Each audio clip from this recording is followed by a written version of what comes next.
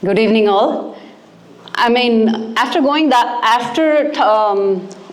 that lineup, it's not easy to speak, right? I am a dancer and not much of a speaker. So kudos to all of you who have been here and shared something so important and have done it eloquently and effortlessly. And Kaushik, I'm really, really inspired by your story. Thank you so much for sharing that. I have to talk to my kids about that after I go home. Anyway, as they mentioned, I am Pushyami Lanka. I am the Artistic Director of Sri Kuchipudi Nrityalaya. And thank you, Dr. Praveena, for inviting me here. And what a bunch of talent you've got here. It's an amazing initiative. Thanks for having me. I'm really enjoying the evening so far. I would like to talk to you about my journey through dance. So, when everything around in life becomes so noisy, we forget to hear our own heartbeat. And for me, that heartbeat has always been dance. And dance happened to me because of my mother. She's a dancer herself, and in those days, she always felt like she could not achieve something due to the limitations of that age and time. So she was always that force behind me who was gently pushing me to get back to dance and encouraging me every time I faltered and tried to drift away. So parents, you all know this, you play a major, major role in kids' lives, their careers, their passions, and everything, right? So thank you all for doing that. As a student, when I was learning dance, it was not just the steps that I learned. It taught me resilience. I had to show up for practice even whether I did not want to. It taught me the great skill of multitasking. I had to manage my school, my dance, my friends, my social life, my family life. I had to understand and hold myself accountable to higher standards of commitment. I had to show up no matter what. And I learned to respect my gurus, my art, my stage. So it taught me respect. You cannot grow without humility. That's the most important characteristic, right? And then through this, little did I know at that point that I was maybe learning how to move, or I was learning the technique of how to hold Natyaramba or how to hold Aramandi and all that. But later I realized that I was being trained for life and not just dance.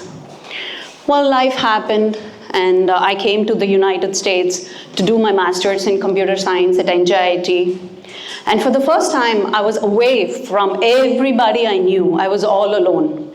And I had to survive on my own. And it was dance and only dance through which I've made friends. I've earned money. I know I've heard of students who worked like really in very difficult conditions.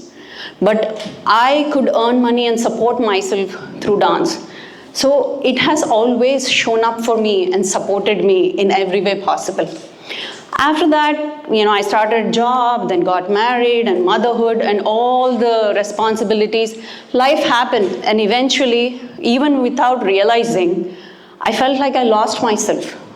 Felt so lonely. Everything is happening around you, but there will still be a phase where you feel like something inside me is not right. I don't feel complete. Everybody gets through that phase once or twice in their lives. And guess what? Dance came back into my life again, not just as an art form, but as a friend, as a guide, as a support. Through this, I have learned that, our passions, they never leave us. We leave them for a little bit, but they always keep waiting for us to come back so they can be there for us when we need them. And through this, again, life gave me another great opportunity to be a teacher. It was not part of the plan. Even when I was moving to US, my teacher asked me, would you go and start teaching there? I'm like, no, I'm just going there. Dance has always been a hobby for me, so I'll continue dancing, but I don't plan on becoming a teacher or running a studio. I am big on acads or corporate and all that. But I guess life had other plans. That's what we call life, right? But then today, I realize that that's been a greatest gift to me, because teaching has gave me a purpose. Teaching has given me a reason to wake up with intention every morning. When I stand in front of my students, I can see that little girl who was curious, eager to learn, achieve something, always trying, struggling.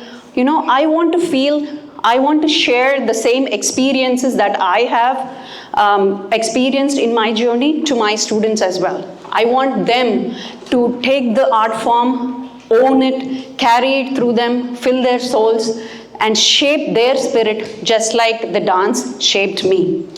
And today, if I want the kids here to take home something, all I want to say is, you know, you don't have to be perfect in anything. We all make mistakes. We go through the ups and downs, right? You don't have to be perfect. You don't have to know everything. You don't have to know what's going to happen in future. What are you going to be tomorrow? You will find through that. But the thing you need to figure out is figure out that spark.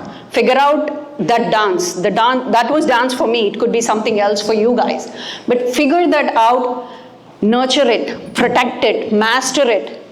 You know, keep that close to you, because that is what is going to guide you through your greatest achievements and the tough times.